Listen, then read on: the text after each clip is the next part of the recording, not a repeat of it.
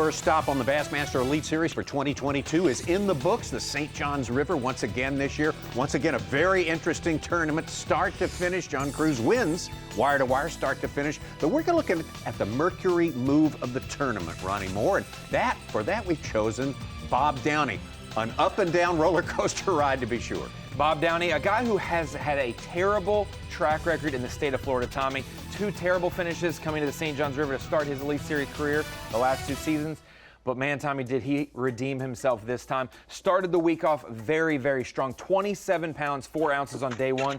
And hey, it's hard to say he's the Mercury Move of the tournament when he started the event in 2nd place. And that's where he ended the event. But like you said, a huge roller coaster for the day 2 and day 3 portion of it. 27-4 on day 1 in a prime spot to possibly win the Bassmaster Elite Series event. Only 1 keeper bite on day 2 of that event that he landed, but it was a 6.5 pounder. Tommy, if it's a 3 pounder, he doesn't have enough weight to make it to the final day of this event. And day 3, he just barely skimmed by as well. Who comes in with 1 fish and has any expectation of making the top 10 or even sometimes even the cut, much less getting that close 2nd place in a tournament? He did a lot of his weight. When you look at the leaderboard and you look at guys that maybe had 33, 34 pounds, you're like, maybe it's 2 17-pound bags. Maybe it's an 18-pound bag and a 16-pound bag. No, it was a 27-pound bag and a 6-pound bag for Bob Downey. Very inconsistent, very wild, but that kind of sums up how the St. Johns River was this week. Oh, yeah. Guys were able to make huge jumps in the tournament standings and huge falls as well. And he didn't fall too far. He didn't fall way out of coverage.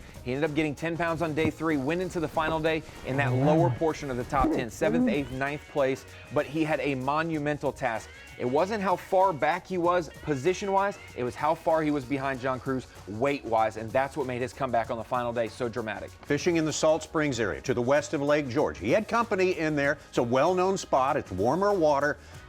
Tell us how he broke it down and how he had his big day there, because that was a thing to witness. When you think about the springs in around Lake George at the St. Johns River this time of the year, you think this could be the first place that they start to spawn. You're going to see some big-time sight fishing bags come out of that area, those springs, the canals, but that wasn't the case. Terrible weather in Florida leading up to it, a month's worth of cold weather, something that's pretty uncharacteristic for Florida, and it had stayed cold throughout the event and practice. Changing conditions though. You had cloudy, rainy, windy conditions in practice, sunny skies and calm for the most part in the tournament, and it had to make these anglers adjust. Tommy, to see him really worm a lipless. We got to talk to him on day 1 when he was having his big bag day. He caught that 7 on bonus coverage. Really worming and pumping a lipless over you little you think hard it was spots. spoon fishing or something when you watched him fishing. He's basically, I'm like, how is he not getting hung up every cast? Because he's literally fishing it that slow on the bottom. But man, when you find one of those hard spots, one of those areas where the fish that aren't on the bed are waiting to move up and they're kind of transitioning, staging there, he found a spot on that final day that he was able to just wind it, cast after cast. And that's the one big thing in Florida. You can roll up on a 10-pounder on bed and make your day, but in Florida, if you find a place you can catch them back to back, you can get right in a hurry with 5 fish, and he did. About 20 minutes, he dropped about 25 pounds on the scales, basically, and then he upgraded with that giant later in the day to get 29 pounds, 3 ounces. That giant was unbelievable. Bob Downey couldn't believe it, that is for sure. Hard to believe he got it in. At one point, of course, he did one of those deals where he's got it, and the fish are jumping on the other side of the boat. It was just a classic, touch and go situation there, but he did get it in. He was very strong with all the other fish that he caught that day. He owned them. He took them to the side of the boat and grabbed them. But that one, I don't know if he had that one, Tommy, or if it had him. But that 8-pounder or so jumping on the other side of the boat definitely scared him a little bit. To get within 1.25 pounds of winning an Elite Series event, he only had 16 bass, though, for his 4 days compared to John Cruz's 20. Coming up weight-wise, very, very comparable with much fewer fish. So, tough break for Bob to not get a win, but man, what a time to shine.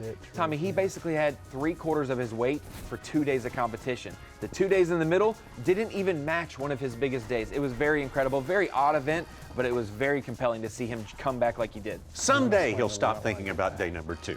Probably hasn't done it just yet. Hey, he could redeem himself at the Mississippi River in his part of the world. Maybe he gets a win and wipes it all away. But hey, you can't be mad at a 2nd place finish. No. A great start with him finishing in the 80s the last 2 years in Florida at St. John's to kick off the year. 2nd in the AOY, looking a lot better than 80th. Yeah, sometimes a move goes straight up, sometimes it goes straight down, and sometimes it's a big U, like a roller coaster, and that was the case with Bob Downey, our Mercury Move of the tournament.